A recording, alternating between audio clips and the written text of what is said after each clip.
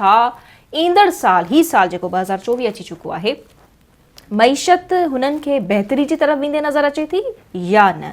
सो मूंसां गॾु हिन वक़्तु मौजूदु आहिनि शब्बर ज़ैदी साहब जेके इकोनॉमिस्ट आहिनि, फॉर्मर चेयरमैन FBR ऐं former caretaker finance minister Sindh में रही चुका आहिनि। अस्सलाम वालेकुम sir, thank you very much for your precious time.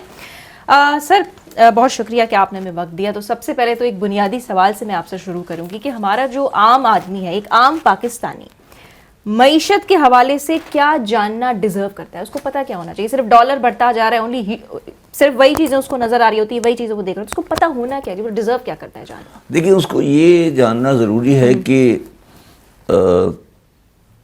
उसको कितनी एम्प्लॉयमेंट मिलेगी, अच्छा, और उसके लिए क्या तालीम, सेहत की फैसिलिटी बेहतर होंगी, सेहत, तालीम, हाउसिंग की फैसिलिटी बेहतर होंगी, और तीसरी चीज़ ये है कि उसका जो मतलब उसको किस हद तक सिक्योरिटी मिलेगी। करेक्ट। बाकी एक आम आदमी को पाकिस्तान में या दुनिया में कहीं भी कोई बहुत ज़्यादा इंटरेस्ट सियासत में नहीं होता। मईशत में भी नहीं?